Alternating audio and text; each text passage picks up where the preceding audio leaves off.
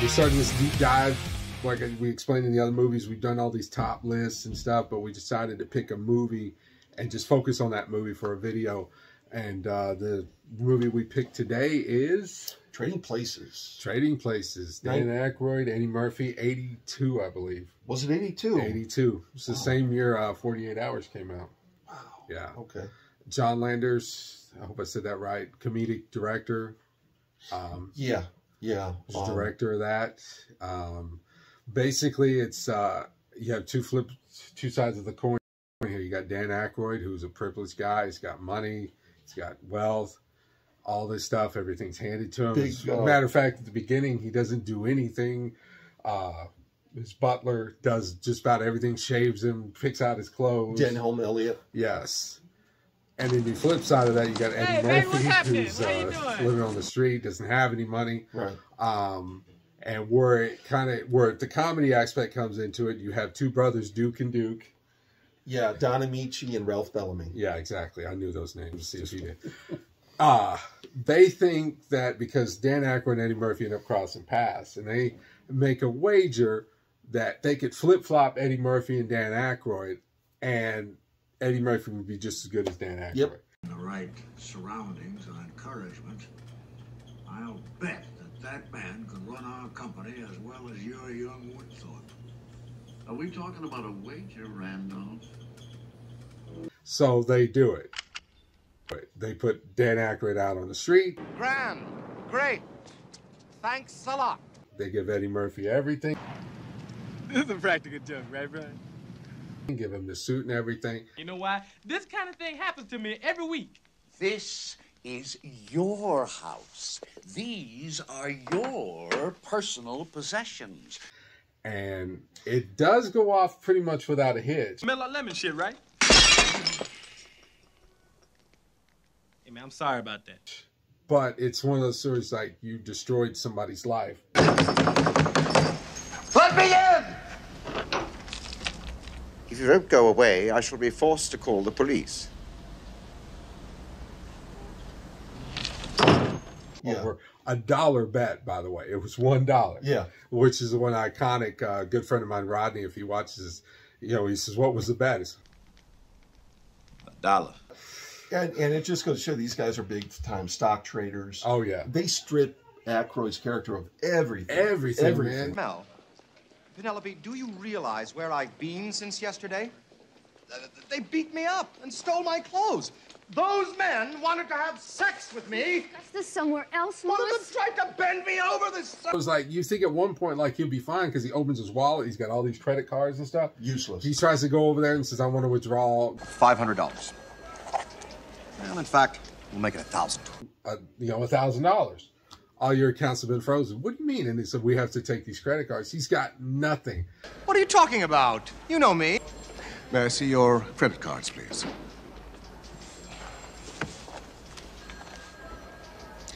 I've been ordered to repossess them. What? Now, wait a minute. What am I supposed to live on? I mean, what's going to happen to me? Roger? Yeah. Literally nothing. He went from everything to nothing. Yeah. And, you know, and it's great, too, because you see, you know, a guy who was given everything, he doesn't really appreciate it. Yes. And you see the other side of it where Eddie Murphy was on the street, you know, like it always gets to me that part where says, why don't you go upstairs? I'll clean everything. You say, okay, yeah, thanks. Good night. Thank you. Yeah. And you can see like it shook him because Dan Aykroyd never said thank you. But, I mean, it's just great comedy. Of course, he's got some serious in it. He got Jamie Lee Curtis in it. Yeah? Yeah, Paul Gleason as the detective. I'll rip out your eyes and piss on your brain. Breakfast Club, the teacher. That's all you need to know. Yeah, he's great. Yeah. Die Hard 2. Die Hard, right? Which, You you need some know, new FBI guys. Well, we're going to need some new FBI guys. But, you know, and this is two comedic superstars. Oh, at the just not even at the apex of their career No, yet. This is before Ghostbusters. This is before Beverly Hills Cop, Coming to America. Eddie Murphy was still on SNL. Yeah. He hadn't done 48 Hours. This is his first feature film. Yeah, I mean, honestly, if you were to ask me, this is one of my favorite, bar none, comedies of all time. I could watch it. I could watch it right now. I've watched it 1,000 times. I love it. Yeah. And it's set. The setting is at Christmas time, so it's a Christmas movie. Appropriate, yeah. Hey, how did I not put that on my Christmas list movies? Yeah. Dang, we're gonna reshoot that. And you get a little nostalgia at the end to go to the World Trade Center. Yeah. You know, get to see the towers. And for those who are versed some in, you know, older cinema, you have Amici and Bellamy. I've seen them in some older films myself. Another, I'll try to give you little nuggets on this, and these are all really from stuff that we've researched either on Wikipedia or IMDb, so it's not like we know this stuff. Right. But at the end where they lose all their money, the big brother who collapses, Amici, well, the other actor, he's supposed to say the F word. Oh my God. Mortimer, your brother's not well. We better call an ambulance. Fuck him! Word. Yeah. And he said, you better get it because I'm only saying it once. He's the very devout Catholic he was. Yes, but no, it's great. And I know we're not talking about this movie, but the characters show back up in Coming to America. Yeah. Which is great. We're back in business. Yeah, we're back. We're back, yeah. But no, just love it. And like I said, the supporting cast around it, even like Dan Aykroyd's upscale friends who turn on him, I never recognized them in anything else, but they were good too. Yeah, you know, the friends that they were. Well, I say friends that Eddie Murphy had, people he invited to the party. Hey, what is this? What is this shit here? Hold up. Hey, who been putting out their clothes on my floor? Who has been putting out their clothes on my floor? All that. Yeah, those guys were great. Oh, the whole prison scene. Yes. Yeah.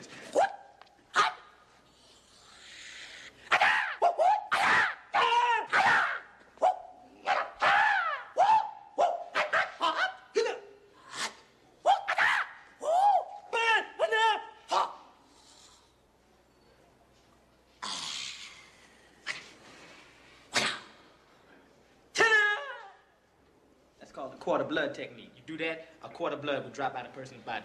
Tell how you beat on the cop. Wasn't no cop, man. It was cops. Plural. 9, 10 cops. Beat the shit out of 10 cops and had to change my whole strategy around. Yes. Anything, like you start talking about those guys now, of course they were, you know, Murphy was, good gosh, he couldn't have been more than 24, 25. Early 20s, yeah. Yeah, and Aykroyd wasn't much older than that. No, and like I said, he was still ascending to his apex. Yes. Like, this is before Ghostbusters.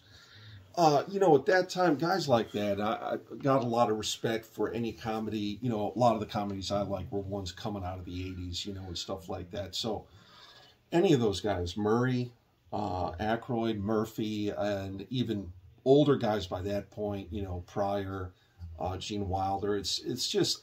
You know, it's funny, too, you mentioned that. I think it was written for Pryor and Wilder, and they turned it down. Really? So then they went to Aykroyd, and then I think Aykroyd and Landers said, you know, we need somebody, and I think they found Eddie Murphy, or they picked him from SNL. Well, that's again, that could be taken way out of context, but I think I read that it was written for Wilder and Pryor, but they both passed. I mean, I could see it happen, but the thing of it is, it jump-started. Well, I say jump-started. It was, like you said, it was ascending. They were on their way up.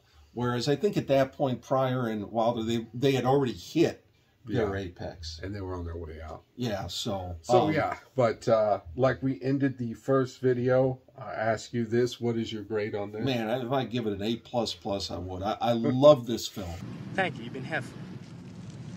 Love this. My sister's favorite movie. One of her favorite films, too. I'd say it's an A+ for me as well. It's, I guess we're gonna have to pick movies maybe we don't love as much.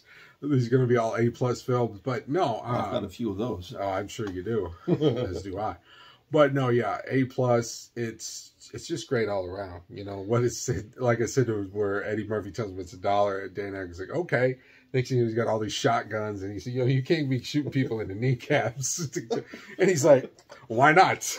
And when the four of them get together, as Jamie Lee Curtis, Denholm Elliott, Murphy, and Aykroyd, and they conspire. And I will say this, I still don't understand how they made all that money. I know it's you buy low, you sell high, but I don't understand stocks.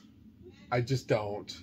Because the price gets to a certain point, and then they say they're selling at that price. It free falls. That's not right. How can the price be going down? Then they buy it at what? Stock buybacks? I see. That's what I don't get. That's why we're not rich. That's why we're not in the stock business. We're not on the market. You know.